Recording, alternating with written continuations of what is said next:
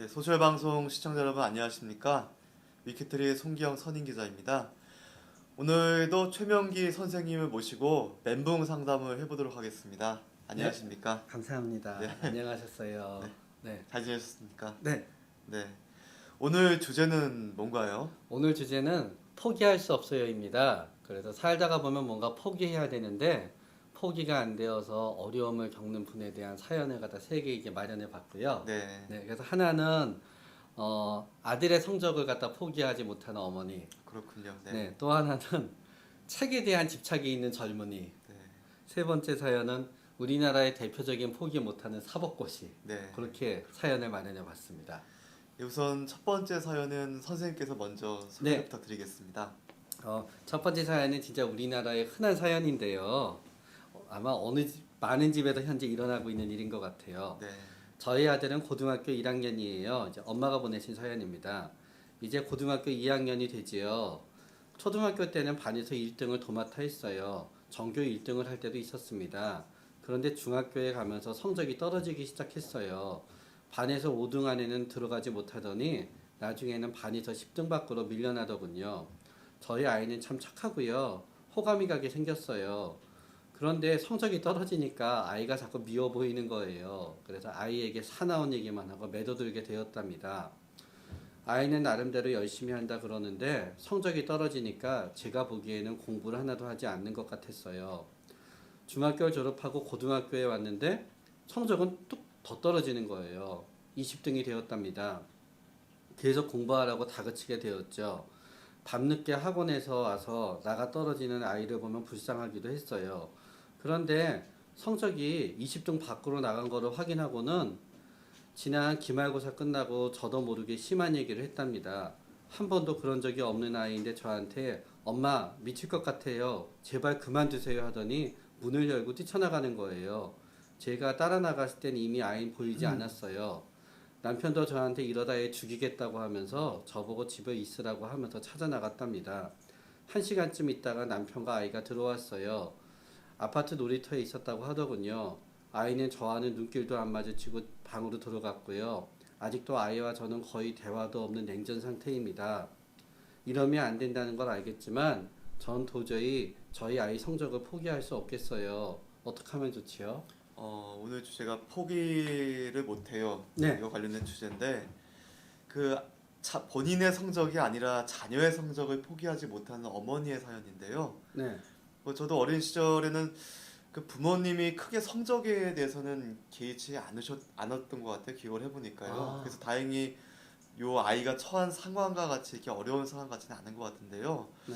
또 만약에 또 그런 입장에 놓였다면 굉장히 스트레스를 많이 받을 것 같아요. 네. 본인 성적을 이렇게 어머니가 이렇게 많이 포기를 하지 못하고 관여를 하게 되는데 이런 고민 같은 경우는 좀 어떻게 좀 네. 생각할 수 있을까요? 사실 우리나라가 이제 교육열이 되게 높은 나라이고요. 네. 또 제가 미국에서 MBA 할 때 어떻게 돼서 우리나라랑 동아시아 경제가 성장을 했냐 했을 때 네. 한국이랑 남미를 비교하더라고요. 네. 그런데 이제 우리나라 같은 경우에는 나라에서 세금 한 푼 안 들여도 네. 너무너무 알아서 열심히 공부를 시킨대요. 예. 그렇기 때문에 사교육이 어쩌는 의미에서 민간교육도 활성화하면서 네. 하는데 남미 같은 경우만 해도 그냥 좀 아주 상류층을 제외하면은 네. 사교육을 안 시킨대요. 아이한테 나가서 돈 벌어오라 그러지. 네. 그래서 나라가 도맡지 않으면 그게 안 된다는 거죠. 네. 그래가지고 자원을 캐서 먹고 사는 사업 이상이 발달이 못한대요. 네. 그렇기 때문에 교육이 틀림없이 저희 나라한테 기여하는 바도 크고요. 네. 그리고 또 지난 한 70년대, 80년대를 놓고 보다가 보면은 대학교 졸업할 때 좋은 대학교 졸업해서 성적이 조금만 성적 좋으면요. 네. 대기업 들어가면은 기업이 계속 크다가 보니까 부장까지 하고 나오고요. 네. 뭐 행시에 붙으면은 나라가 크다가 보니까 국장을 하고 나오고. 네. 그렇기 때문에 공부가 최고였던 사회였거든요. 예. 그렇게 생각하다가 보니까 우리나라 부모님들이 또 집착을 하는 것도 있고요. 예. 또 이 부모님의 부모님 세대에선 그게 많았던 것 같아요. 사실은 굉장히 열심히 공부하면은 머리가 좋은 아이들이었는데 네. 그러니까 저희 부모님 세대 네. 그러니까 이 아이의 입장에서는 할아버지 세대이지요. 예. 그 세대에서는 돈이 없어서 공부를 못해서 기회를 얻지 못했는데 공부를 하게 됐을 때는 잘하게 되는 사람도 있었거든요. 네. 그러다가 보니까 그런 점이 쭉 있었는데요. 그러다가 보니까 요새 부모님들도 아직 집착이 있는 부모님들이 많은 것 같아요. 예. 특히 옛날에는 집안이 어려운 경우에 자식이 출세해야 된다면서 공부에 집착하는 집이 많았다 그러면은 예. 지금은 여유도 있고 부모도 성공한 집인데 자식이 공부해야 된다고 막 집착하는 경우가 많은 것 같아요. 그 마음을 버리지 못하고요. 네. 그래서 제 생각에는 기자님 일부분은 이 부모님들이 열등감에서 비롯되는 경우도 많은 것 같고요. 예. 그 열등감이라는 게 뭐 남편은 굉장히 의사고 잘 살지만 예를 들어서 그 부인은 별로 그렇게 공부 속 잘하지 못했다. 네. 근데 애가 공부 못하게 되면은 생각하게 되나 봐요. 내가 그래가지고 애가 못하나 그럴까봐 막 시키는 집도 있고요. 네. 또 부모가 전부 다 공부를 갖다 잘하는데 애가 못하면은 되게 창피해하고 예. 또 이해를 갖다 못하게 되면서 끝까지 포기를 갖다 못하게 되면서 네. 결국은 특히 엄마 같은 경우에는 더하게 되는 게 남자 같은 경우에는 이제 직장이 있잖아요. 예. 그래가지고 나가게 되면은 자기 나름대로 하는 일도 있고 직위도 올라가게 되는데 네. 전업주부 같은 경우에는 그런 게 없잖아요. 예. 그러니까 남편은 예를 들어서 직장에서 승진하고 월급이 올라가는 거로 자신의 인정을 받는다 그러면은 전업주부는 인정받을 수 있는 게 아파트 평수가 늘어나는 거랑 네. 아이 성적밖에 없는 것 같아요. 이 아이가 본인의 하나의 최고의 어떤 결과물인 거예요. 그러다가 본인의 성취감을 이렇게 네. 자녀를 통해서 이렇게 네. 풀려는 심리가 작용했다 이런 네, 말씀이신 네. 거죠? 이렇게? 그러면은 맞습니다. 도저히 포기하지 못하시더라고요, 어머님들이. 네. 그럼 결국에는 본인의 성취를 위해서 자녀에게 스트레스나 압박감을 주는 이런 부작용이 나타나는 게 아닙니까? 맞습니다. 예. 그렇기 때문에 제 생각에 사실은 근본적인 해결 방법은 아이가 행복해야지, 아니 본인이 행복해야지 아이도 행복하거든요. 네. 아이가 행복할 때 스스로 공부도 잘할 수 있고요. 예. 또 이 엄마들을 보다가 보면은 아이한테는 공부를 막 하라 그러는데 본인은 공부를 별로 안 해요. 아. 그래가지고 아이가 오히려 아이를 공부시키고 싶으면은 네. 본인부터 열심히 하는 게 좋긴 한데요. 이 얘기를 하니까 어제 저희가 예. 어제 저희 딸애한테 봐 아빠는 이렇게 공부 열심히 하잖아. 그러니까 저희 딸애가 어제 다음에 나온 웹툰을 하나 보여주더라고요. 충격적인 웹툰을. 네. 어떤 애들이요? 그 웹툰이 엄마가 있는데요. 네. 아이들이 공부를 안 해요. 그래가지고 엄마가 생각하게 돼요. 내가 공부를 죽어라고 열심히 하면 애들이 보고 따라하겠거니. 아주 엄마가 나이가 들어서 좋은 대학에 들어가고 대학원 가고 박사도 돼요. 네. 자기가 이제 애들한테 얘기해요. 네. 애들아 이렇게 엄마가 공부 열심히 하지. 애들이 얘기해요. 엄마 보니까요 어려서 공부할 필요가 하나도 없어요. 저도 엄마 나이 젊었을 때까지 쉬엄쉬엄 놀면서 하다가요 엄마가 공부 열심히 하는 나이 되면 열심히 어머님이 정말 뜨끔하실 만한 웹툰이네요. 네. 그렇군요. 다음 사연도 소개해드려야 될 것 같은데요. 이번 사연은 제가 읽어보도록 하겠습니다. 네. 저는 책에 대한 집착이 있어요. 가지고 싶으면 꼭 사야만 해요. 젊었을 때는 명품을 사거나 하는 것은 사치이고 책을 사는 것은 나름대로 의미 있는 것이라고 하면서 합리화를 했답니다. 그런데 너무 책을 읽지도 못할 정도로 많이 사요. 인터넷 서점에서 책을 고르는데 책을 실제로 읽는 것보다 시간을 더 많이 쓰는 것 같아요. 그리고 문제는 쿠폰이에요. 그냥 보고 싶은 책 한 권만 사면 되는데 3만 원 이상 사면 2,000원, 6만 원 이상 사면 4,000원 쿠폰을 적용하기 위해 꼭 가격이 그 액수를 넘어간답니다. 그리고 5만 원 이상 사면 2,000원 마일리지를 받기 위해 꼭 5만 원이 넘어가요. 반값 할인이나 아까워서 산다고 생각을 하면서 액수를 맞추다 보면 또 읽지도 않은 책을 산답니다. 그리고 문제는 뭔가 새로운 주제에 관심이 가거나 새로운 작가에 관심이 갈 때예요. 꼬리에 꼬리를 물고 계속 사게 돼요. 1차 세계대전에 대한 책을 하나 사면 비교를 위해서 또 다른 1차 세계대전 책을 사고 그 다음에는 2차 세계대전에 대한 책을 사고 그 다음에는 메가더나 아이젠하워 전기를 사고 그 다음에는 아이젠하워가 대통령이었으니까 케네디 전기를 사는 시기예요. 이제 점점 두껍고 비싼 책만 사게 돼요. 월급 대부분이 책값으로 나가고 지금은 카드빚도 있어요. 무엇보다 책을 싸놓을 데가 없답니다. 저는 어쩌면 좋죠. 이런 사연이었습니다. 네. 저는 처음에 이 사연을 접했을 때 책을 이렇게 많이 사고 다독을 하는 게 도대체 뭐가 문제고 고민거리 있고 상담 대상일까 이런 생각이 들었는데요. 이제 구체적인 사연이 있다 보니까 이분은 책을 읽으시는 것보다는 책을 소장하고 책을 사는 것 자체가 그냥 그 거기서 즐거움을 느끼시는 듯해요. 네, 그래서 수집적이고요. 예, 예. 굉장히 변형된 형태의 쇼핑 중독입니다. 쇼핑 정도로 볼 수 있나요? 네, 그래가지고 예를 들어서 명품백을 사 모으는 이제 환자분들을 봐도요. 예. 예를 들어서 이런 식으로 전개가 돼요. 샤넬의 A백을 사잖아요. 네. 그 A백을 사게 되면은 까만 백을 사게 되면 샤넬의 B 하얀 백도 사야 돼요. 그렇군요. 샤넬의 하얀 백을 사다가 보면은 네.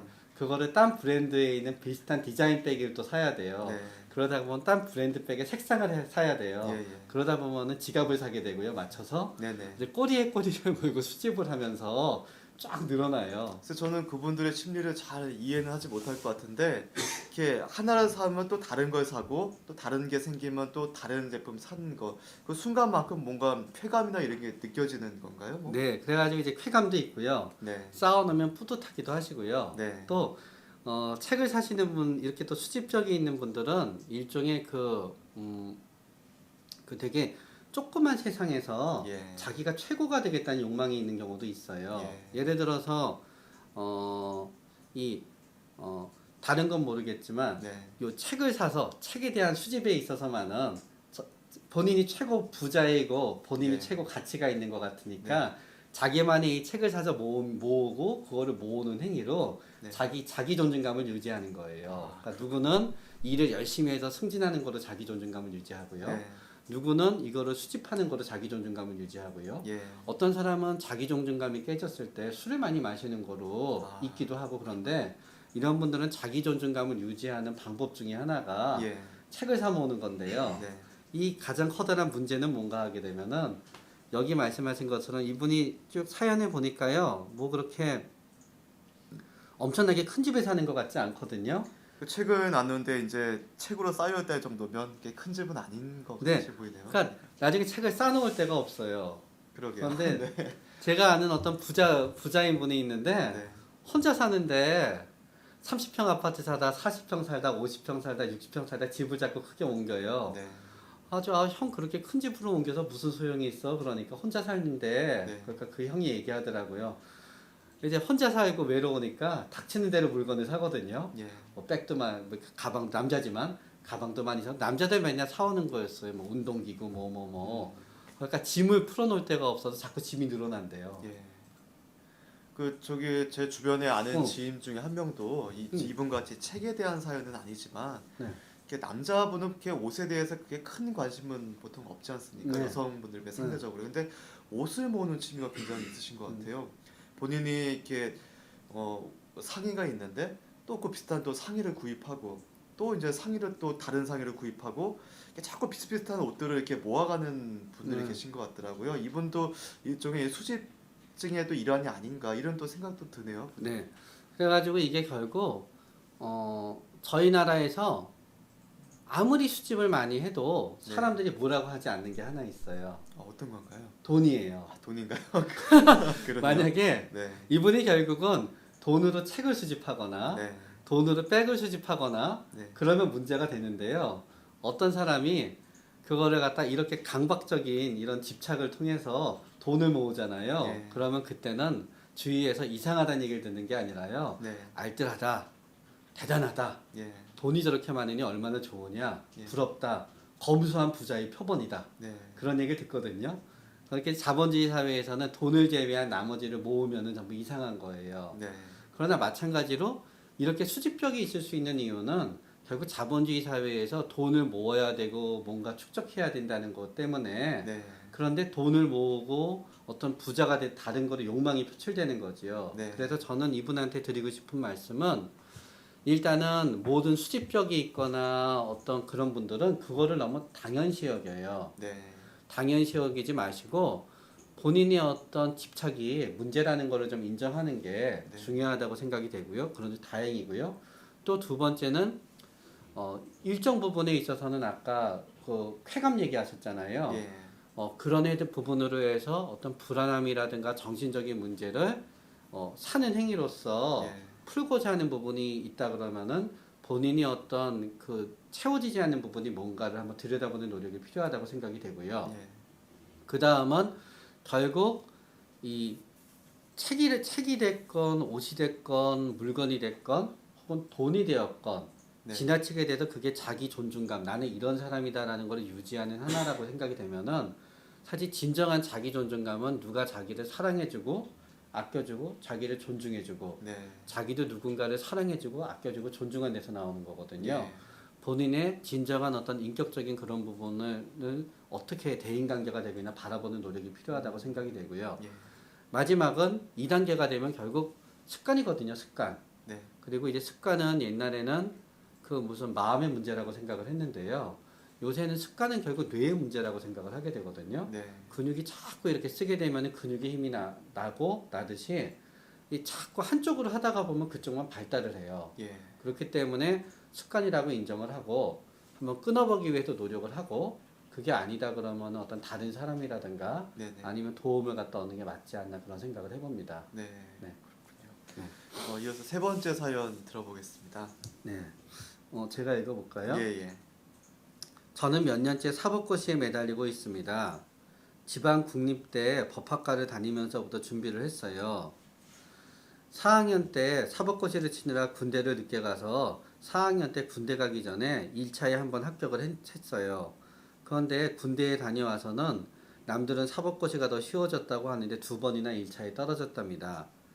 재작년과 작년에는 1차에는 붙었지만 2차에서 떨어졌어요. 사실 저희 아버지도 사법고시에 몇 년 매달리다가 실패하셨어요. 그래서 그 다음에는 저희 어머니를 만나서 결혼하시고 꿈을 접었답니다. 처음에 제가 법대에 간다니까 아버지는 어려울 텐데 말리면서도 나름 기대도 하셨어요. 그런데 계속 떨어지니까 이번에 2차에서 떨어지고 나서는 아버지가 이제는 그만두라고 하시더라고요. 네. 또 주위에서는 법학전문대학원 때문에 사법고시 치는 게 옛날처럼 의미는 없다고 얘기하기도 하고요. 네. 아버지가 직장에서 명예퇴직을 하게 되셔서 뒷바라지 해주기 힘들다는 말씀도 하셨어요. 그리고 고시원 생활을 계속 하다가 보니까 점점 타성해졌게 되더군요. 집에 얘기는 안 하지만 이제는 법전만 봐도 지겨워요, 솔직히. 막상 그런데 이상한 게요. 막상 사법고시를 볼 때는 당황하지만 중간중간에 점검하느라고 학원에서 치는 시험을 치거나 모의고사를 볼 때는 꽤나 시험도 잘 보고요. 네. 동료 고시생들과 얘기할 땐 전 모르는 게 없이 다 알아요. 네. 도대체 합격과 불합격의 차이가 어디서 나는지 모르겠어요. 그러니까 포기할 수 없겠더라고요. 그런데 작년에 사실 중간중간 술도 마시고 제가 생각해도 좀 게으르게 준비를 했답니다. 지치기도 한 것이지요. 집에서 도와주기 어렵다고 얘기를 했으니 올해는 아르바이트라도 하면서 준비를 해야 되는데 그런 얘기를 하니까 친구들은 다 말리더군요. 알바하면서 사법고시 준비해서 붙는다는 건 거의 불가능하다고요. 네. 그런데 또 억울한 생각이 드는 게요. 함께 공부하다 시험에 붙은 이들이 저보다 뭔가 아주 탁월했냐 하면 그렇지는 않거든요. 예. 그리고 지난 몇 년간 노력한 것이 아까워서 올해 한 해는 진짜 열심히 마지막으로 준비해 보려고 하는데 주위에서는 너는 작년에도 그런 얘기했고 재작년에도 그런 얘기했고 그전에도 그런 얘기했다면서 이제 포기하라고 하는 거예요. 그런데 네. 도저히 포기가 안 돼요. 이게 좀 안타까운 사연인데요. 이렇게 목표가 있고 이렇게 성취하고 싶으신 마음이 있으신 거 알겠는데, 사법 시험에 이렇게 자주 응시하시는 분들은 도대체 어떤 심리 때문에 이렇게 집착을 하게 되시는 건가요? 그러니까 처음에 시작은 이제 시험을 보게 되는 건데요. 네. 이제 끊지 못하는 이유는 첫 번째는 이제 매몰 비용을 인정 안 하는 거예요. 네. 매몰 비용이라는 게 이제 썬크 코스트라는 건데요. 네. 예를 들어서 뭐 장사하려고 사업을 열었는데 1년 지났는데 적자만 보고 계속 이자만 나가고 세만 나가요. 네. 포기해야 되잖아요. 그렇죠. 옆에서는 잘 안 돼요. 장사할 스타일도 아니에요. 네. 그런데 본인은 어, 그 어, 조금만 더 하면 된다. 조금만 더 하면 된다. 그러는 네. 거예요. 여태까지 한 게 아까우니까. 혹시 이게 도박과 좀 비슷한 건가요? 그건 도박과도 좀 비슷한 면이 있을 수도 있는 것 같습니다. 예. 도박도 여태까지 들어간 돈이 아까우니까 네. 한 방에 만회해야지 하고 더 크게 되지요. 예, 예. 생각해보니까 사법권이 진짜 한 방이니까 예. 예, 합쳐서 돌아갑니다. 그래서 일단 네. 해놓은 게 아까우니까라는 심리가 하나 있는 것 같고요. 네. 두 번째로 이분의 사연을 보다가 보면은 제가 이분한테 좀 죄송하지만 네. 자기 자신에 대해서 제대로 평가를 못하는 것 같아요. 결국은 본인은 붙고 남은 안, 본인은 떨어지고 남은 붙었다는 거는 네. 그 사람과는 나와 다른 뭔가가 있는 거거든요. 예. 시험에 강하건 더 열심히 했건 네. 근데 그 부분을 인정 안 하기 때문에 나도 이만큼 잘났고 나보다 잘난 것이 없는 사람이 붙었다고 못난 더 나보다 못난 사람이 붙었다고 생각하게 되니까 네. 억울한 거지요. 그래서 그 마음 때문에 포기 못하는 것도 있고요. 또 그런 마음이 있으신 분들은 본인의 실력에 비해서 자신을 과대평가하는 부분이 있거든요. 예. 그렇기 때문에 사법고시는 뭔가 이게 최고가 되는 거잖아요. 그렇습니다. 남의 밑에 들어가서 밑에서부터 일하는 삶을 받아들이지 못하는 분들이 있어요. 네. 그렇기 때문에 한번 본인에 대해서 이렇게 생각해 보는 게 필요하고요. 또 마지막은 인간은 고립되어 생각하다가 보면은 시야가 좁아져요. 네. 한 예를 들다가 보면은 뭐 운동 경기할 때 농구 경기 보다가 보면은 막판에 10점 차, 15점 차 몰리게 되면은 몰리는 팀은 자꾸 딱 보면 눈에 보이게 패스하다가 보면은 딱 가로채기 예, 당하잖아요. 예. 그게 왜 그런가 하게 되면 긴장하게 되니까 반사적으로 하던 대로 하게 되거든요. 이게 고립되다가 보니까 이렇거든요. 네. 이런 경우는 아니더라도 사실은 또 사법고시에 못지않게 지금은 줄었지만 문제가 그 교수 폐인도 있더라고요. 아, 가지고 외국에 가게 되면은 10년 이렇게 박사학위 따고 나서도 5년 6년을 외국에서 다 안 들어오는 분들이 있어요. 교수가 되기 네. 위해서. 왜 그러냐? 네. 그러면은 우리나라 들어와서 시간 강사 시작하면 교수가 안 된대요. 아, 외국에 있어서 해야 된다고 온 집안의 돈을 까먹으면서 교수 폐인도 있고요. 그 아래서부터 차근차근 단계를 밟아가는 거에 대해서 조금 그렇게 생각을 하셔서 좀 그러신 건가요? 이게? 그러니까 예. 자기는 최소한도 인서울에 4년제 교수는 돼야 되는데 네. 지금 지방 사립대 발령받으면 다시는 서울로 못 올라가고 그렇죠. 그러니까 그런 사람도 있고 또 제일 또 의사 중에서도 있어요. 네. 의사 중에서도 의과대학 교수가 꿈인 사람들이 있거든요. 아, 그러면 이제 그 전문의가 된 다음에 전임이라 그래서 네. 박봉에 시달리면서 그 전문의 역할을 하는 제도가 있어요. 전임이라고. 네. 그러면은 의대 교수 되고 싶어서 전임의를 4년 5년 하는 분들이 있어요. 그러다가 대학 교수 못 되고 나와갖고 개원하거나 월급 받으면 더 편해지면 또 그래요. 내가 왜 그때 그렇게 미치도록 교수가 되려고 그랬지? 근데 그땐 그거밖에 안 보이는 거예요. 시야가 많이 좁은 상황에서도 그런 판단을 하게 되는. 네네. 그런 그렇기 상황이네요. 때문에 그런 게 겹쳐 있기 때문에 네. 좀 더 다른 분과 얘기도 좀 많이 하시고 아, 네. 그리고 본인의 능력에 대해서 한번 객관적으로 평가도 해보시고 네. 또 여태까지 했었던 게 아깝긴 하지만 그거는 매몰 비용이라고 생각도 해보시고 네. 한번 이렇게 해보시는 게 나을 것 같고요. 그러나 차마 제가 이분한테 포기하라고 말씀을 못 드리겠어요.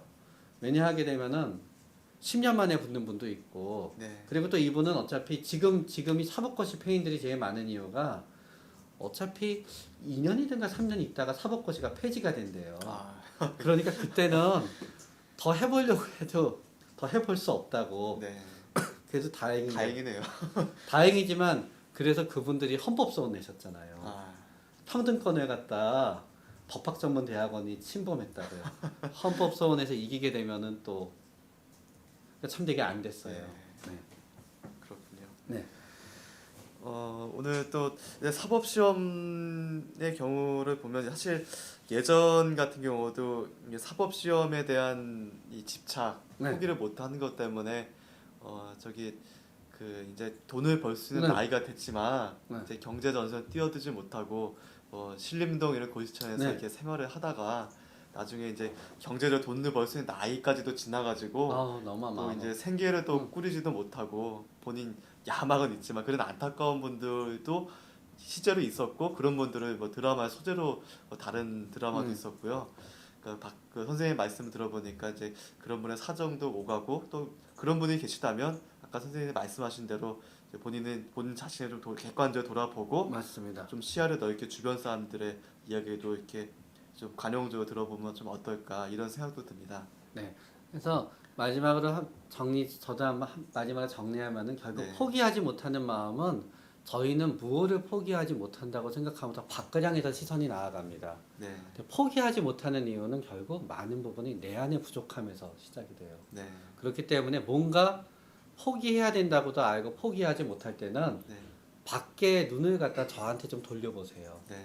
그랬을 때 내 안에 뭐가 부족하기 때문에 그런가. 네. 그랬을 때 내 안에 부족한 거를 직접적으로 네. 하게 되면은 하게 되고요. 대체적으로 부족한 점은 사랑받고 싶은 마음, 존중받고 싶은 마음, 함께 있고 싶은 마음, 네. 그런 인간적인 부분이 부족할 때 바깥에 있는 뭔가를 포기하지 못하게 되더라고요. 그렇군요. 네. 네. 오늘 선생님 말씀 잘 들었고요. 네, 시청해주신 소셜방송 시청자 여러분 고맙습니다. 네.